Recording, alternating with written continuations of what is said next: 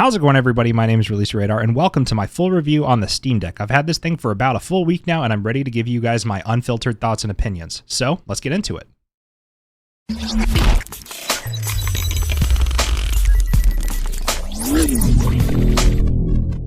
So really quickly at the beginning of the video here, I do want to talk about my shipping and ordering experience with the Steam Deck. So I placed my reservation on April 8th for the 512GB model Steam Deck. I received my email on September 12th and placed it within 15 minutes of receiving the email. The item shipped within about 7 days, and it actually arrived a day early, so it was estimated to take a week. It only took 6 days, but when it arrived, FedEx dropped it off at the wrong apartment. Now, thankfully, it was the apartment just right across from mine. My neighbors weren't home, and the package had all of my information on it. But FedEx, you guys need to do better, and I will also say that some people have had their decks stolen in shipping, and Valve literally plasters the logo for the Steam Deck on the side of the package that it ships in, and that's just not a good idea. So, more discreet packaging for the Steam Deck 2, please, because that's just not okay. But with all of that out of the way, this is the Steam Deck. If you don't know what this is, it is a handheld gaming PC powered by Linux running Steam's custom SteamOS, and it is a phenomenal little device. And let's just talk about control and build quality. So the build quality of this device is phenomenal. It feels hefty. For some people, they actually even have trouble holding it up for extended gaming sessions. Now, I prepared myself for a Steam Deck by playing with my phone plugged into a Razer Kishi, so I already have that muscle built up to hold it up and play for extended periods of time. But I will say that that does take some adjustment if you're not used to that yet. And that's also why the charging is at the top of the device, so you can set it down and not bend the charger. Build quality overall is phenomenal. It feels super sturdy, and it's also really easy to take apart if you ever want to tinker with the inside of the device. My friend Kyle came over, took it apart, and replaced the thermal solution just to get some better temps. So if you like to tinker and tear your devices apart, this is something you can totally do that to. And Valve is all in for right to repair, which is absolutely awesome. And so let's talk about controls now. So you have 2 haptic touchpads, 2 joysticks, which are also touch sensitive. So when you hold down on this joystick, in some games you will actually activate a gyro, which is really cool. And I'm sure you can also do that with this joystick as well if you want to. You get a D-pad, select, start, ABXY, and then down here you have your performance button and your Steam button. On the top, you have your volume controls, your aux cable, your heat exhaust, USB-C for data transfer, charging, and display, your power button. On the back, you have 4 paddles. I also forgot to mention you have trigger, trigger, shoulder, shoulder here at the top as well. You also have the heat intake, or the cooling intake. This is where air comes in. This is where air goes out. And then on the bottom, you have nothing but your micro SD card slot, which I have populated with a 512GB micro SD card. And that is everything there is to know on the Steam Deck aside from the speakers and the touchscreen display. So the display is a 7-inch touchscreen display. It's not OLED, which some people seem to really be disappointed in, but to me, it does not matter that much. I wish it was OLED. That would be cool, but it's not enough to turn me off from the device just because it's not OLED. Because if you're looking at the Switch OLED, the cheapest Steam Deck is only $50 more, and you have a larger selection of games, better controls, a way better performing device, and it would just last you a lot longer than a Switch OLED would. So right out of the gate here, I'm going to say if you're looking at the Switch OLED, consider maybe getting the 64GB Steam Deck instead, as it's only about $50 more and way more powerful with way more games to choose from. The speakers also on this device sound absolutely phenomenal. Valve, to my knowledge, doesn't make any audio products like headphones, but if they did, I would probably buy them because these things sound incredible. I have not had to plug headphones into this device to have a comfortable listening experience once yet. So speakers, great job, Valve. I think I've talked about pretty much everything there is to say about the physical build quality of the device. It's phenomenal, and the controls are very ergonomic. I will say that it is a little confusing if you have muscle memory with Xbox controllers when you're prompted to press the buttons, your ABXY, because if we look at a Xbox controller compared to the Steam Deck, notice how this is just to the side, and this is actually a little bit up and over, right? So when I was prompted to press X on an Xbox controller, I would do that motion, right? But if I do that motion on a Steam Deck, I hit the start button and pause my game. So I will say it does take a little bit of time to get used to the different placement of the controls. Instead of having to go a little bit up and over, you just go to the side. That did take some adjustment because once again, it is just different from your standard Xbox controller. But I got used to it in about a day or two, and then I haven't really thought about it since, and it has not messed up my muscle memory with a normal Xbox controller either. So this thing is extremely comfortable to hold, and I have large hands. Once again, Xbox controller, I will use this for scale. That's my hand holding an Xbox controller. I just have big hands, is what it is. And my hands are actually also kind of oily, which is also just unfortunate with a device like this because it is an absolute fingerprint magnet. But with all of that out of the way, let's go ahead and power the Steam Deck on and take a look at software. So when you first boot up your Steam Deck, you're going to be greeted with this page right here. This is the home page. You can navigate through here, see your recent games that you've played and installed. You can also come down to see what's new, friends, recommended, and all of that cool stuff. But this page I don't spend that much time on because I would rather see my library. So if you have a Steam Deck, you have this tab called Great on Deck. And here you can see all of the games that you have in your Steam library that will 100% work on the Steam Deck. And for me, that is a total of 92 games. Okay, so while editing this video, I forgot to mention that you can actually also check this in your Steam library as well before you even get your deck. So what you can do is you can click on this button right here, and then you can click on this drop down, and you can see verified only, verified and playable, verified playable, and untested, and also all games. So if I clicked verified only, it'll show me the same 92 games that it shows me on the Steam Deck under the Great on Deck tab. So you can actually check this before you even get your deck. Let's get back to the video.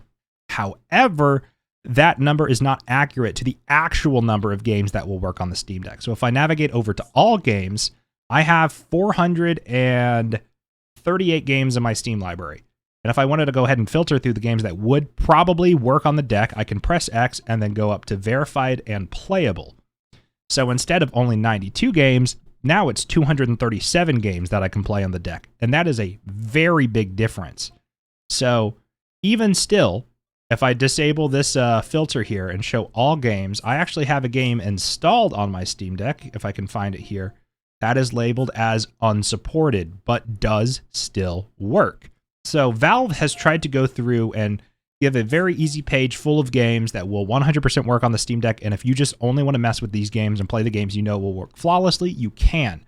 But you can also tinker and change different Proton compatibility layers. You can install games, see how they run, see if they work, even if they're not tested or unsupported. And sometimes, like with Halo the Master Chief Collection, they will work. All I had to do to get this game to run is go over to Settings, go down to Properties, go to Compatibility, and force it to run with Proton 6.3-8, and it works. So even though this game is labeled as not supported, it works just fine. You just cannot play anything online because it uses easy anti-cheat. And that is a little bit of a problem with the Steam Deck, and I guess just Linux gaming in general. Anti-cheat support is not very good. So Call of Duty Modern Warfare 2, if you wanted to play the new Call of Duty game on the Steam Deck, you can, but you have to boot with Windows to be able to play that. And that's just not something that I personally want to do. So Halo the Master Chief Collection online won't work because it uses easy anti-cheat, and that's not supported on Linux. And Call of Duty Modern Warfare 2 won't work because that uses Ricochet anti-cheat, which is also not supported on Linux. So you will find some games that some functionality works on the deck, but some doesn't. So I'm hoping that I'll be able to install the Modern Warfare 2 campaign independently of multiplayer on Steam like you can on Battle.net, how you can modify your install.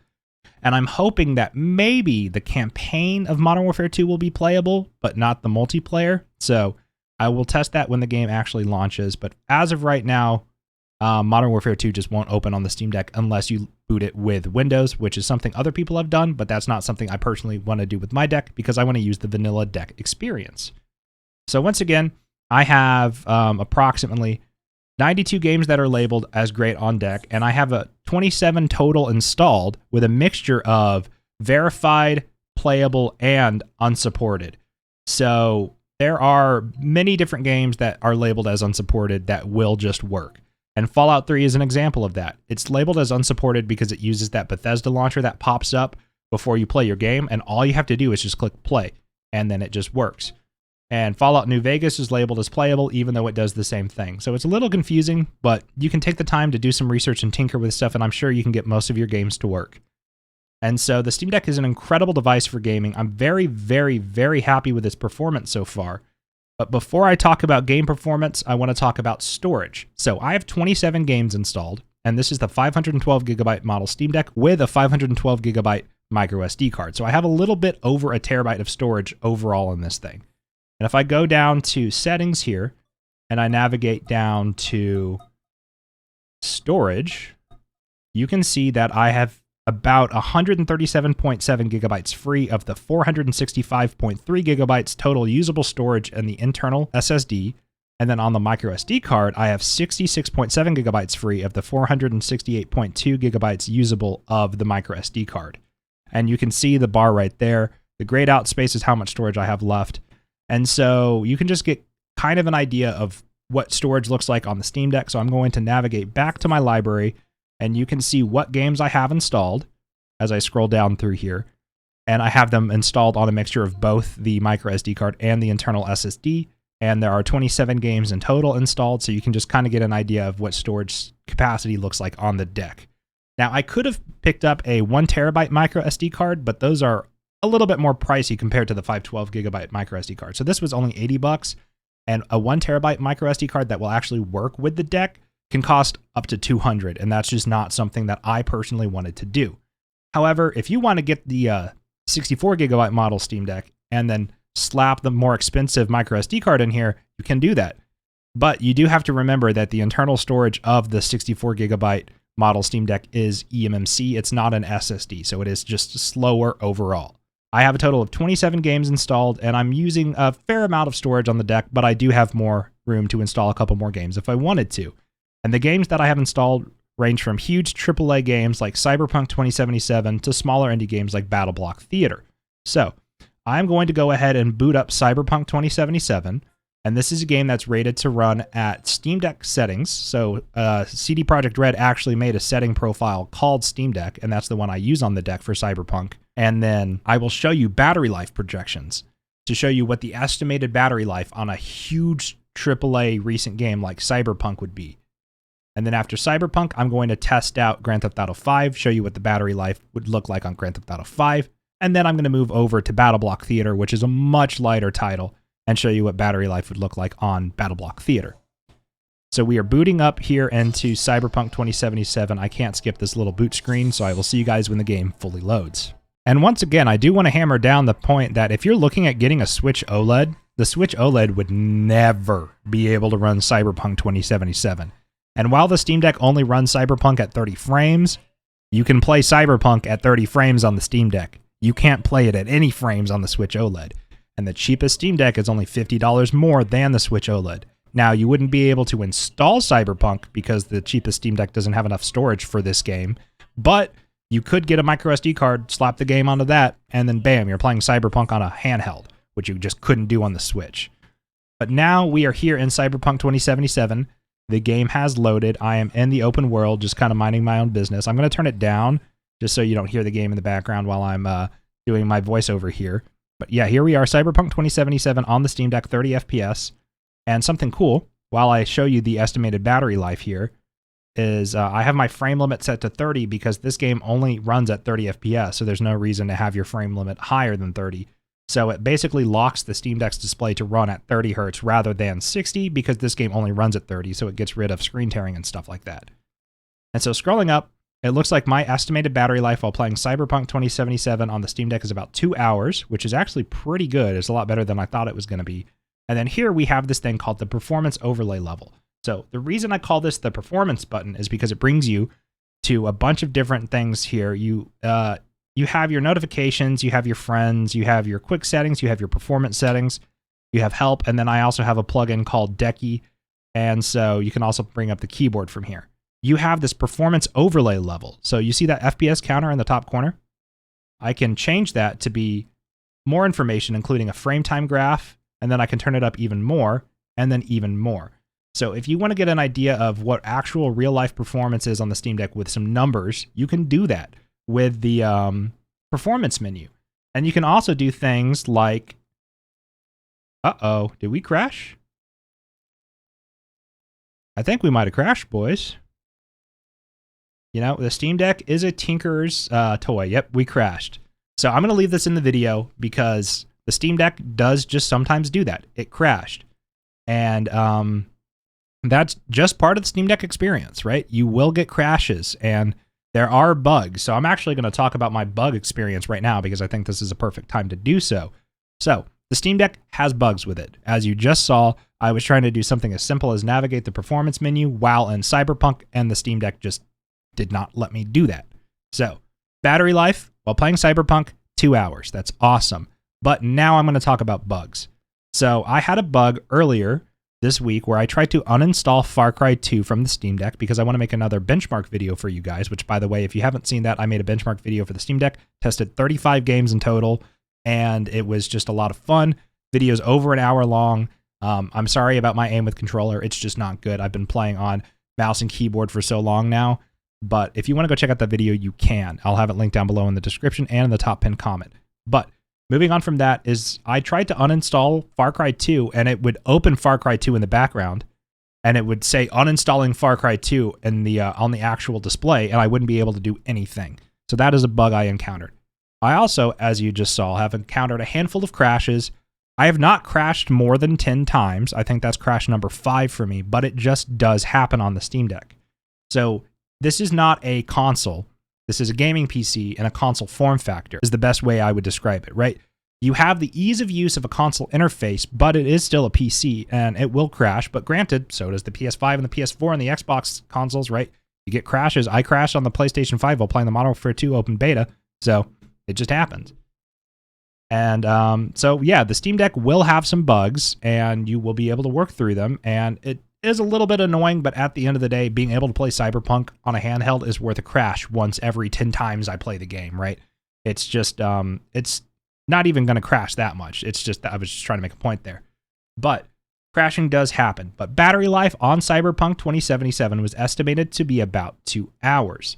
So what happens if we play Grand Theft Auto 5? Now, Grand Theft Auto 5 is another open world AAA game, but it is a lot older than Cyberpunk.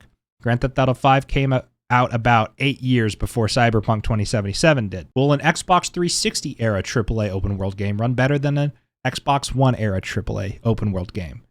So it will load up the Rockstar Games launcher, and I will see you guys when the game actually loads to see if the battery life between Cyberpunk at Steam Deck settings at 30 FPS will run any differently than Grand Theft Auto 5 on normal at 60 FPS.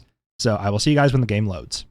All right, so here we are in Grand Theft Auto 5. It looks like I'm playing as Michael. I'm going to navigate my way to my car. I'm going to get in the car, and we are going to drive around the open world here for a little bit, and we are going to take a look at battery life once I get into third person.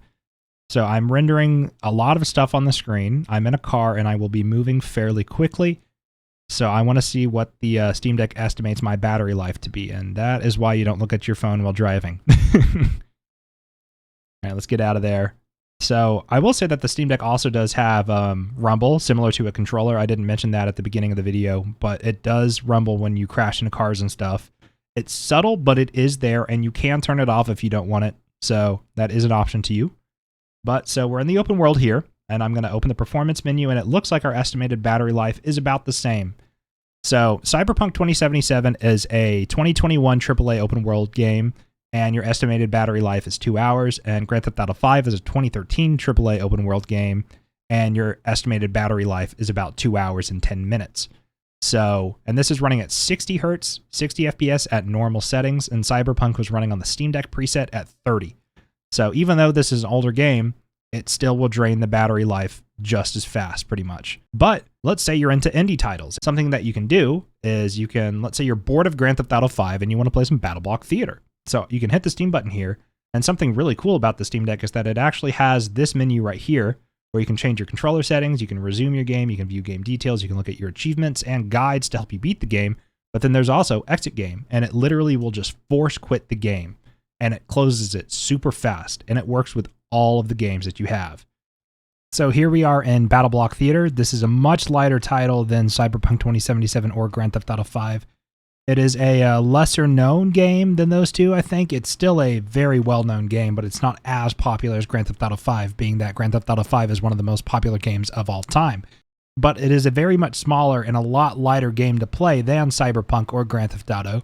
And because of that, the projected battery life is 7 hours and 31 minutes. So your battery life, like with any other kind of device that's battery powered, will fluctuate based on what you're doing, right? If you're on the Steam Deck and you're playing Cyberpunk, you'll get 2 hours because Cyberpunk is a big game. But if you're playing BattleBlock Theater, you'll get 7 hours. So you can squeeze this device to get more performance. So you can squeeze this device to get more battery life out of it. You just have to play lighter games than the big budget, huge AAA games that are insanely graphically demanding. So let's go ahead and talk about my next point. And my next point is actually my last one, and that is that I really do recommend the Steam Deck. It is an incredible value, and only $50 more than the Switch OLED. You get the same amount of storage at 64 gigs and just a much more powerful device. So I know that the Switch OLED is easier to get your hands on because you don't have to wait in a queue to get it, but the Steam Deck is substantially more powerful and will last you longer, and you can emulate Switch games on the Steam Deck. You know, legally emulate your Switch games on the Steam Deck. I can play Breath of the Wild on the Steam Deck if I want to. It is possible. So the Steam Deck is a much more powerful console than the Switch in every single way. And for $50 more, you can get the cheapest Steam Deck. And for an additional $80, you can get a 512 gigabyte micro SD card. And then bam, much more storage and a much more powerful device.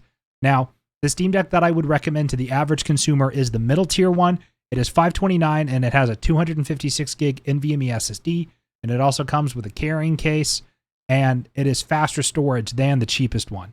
The cheapest one is $399, and it also does come with a carrying case.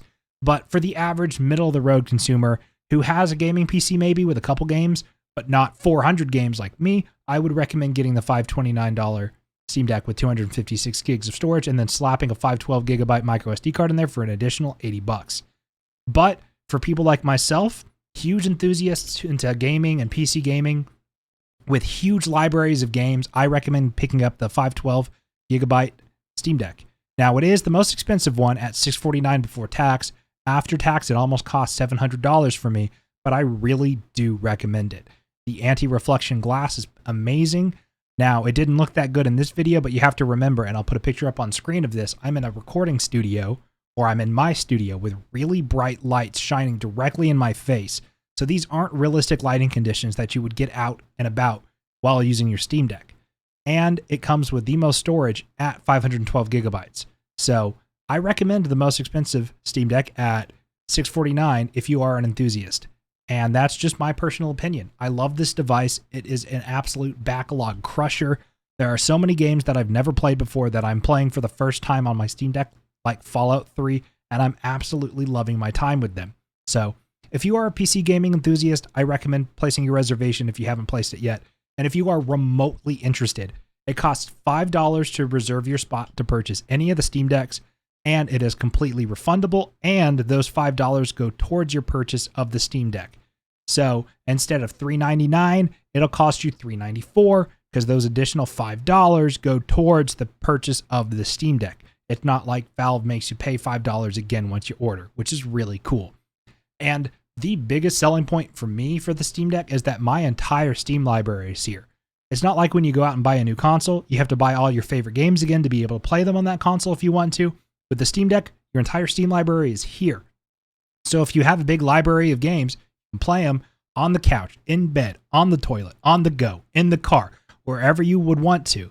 So that is the reason I picked up the Steam Deck, because I'm away for college, and when I come home for the holidays, I don't have to bring a laptop. I don't have to worry about anything. I can just bring this little handheld and a carrying case with a charger, and that's all I need. So thank you guys so much for watching. Let me know down below if you have a Steam Deck. Have you placed your reservation yet? Have you not? Why? Why not? I think this device is absolutely worth it. And once again, if you're remotely interested, it costs only $5 to reserve your spot in line to buy one. But my name's Release Radar, and I will catch you guys in the next video. Thank you so much for watching, and thank you for all the support lately. Peace.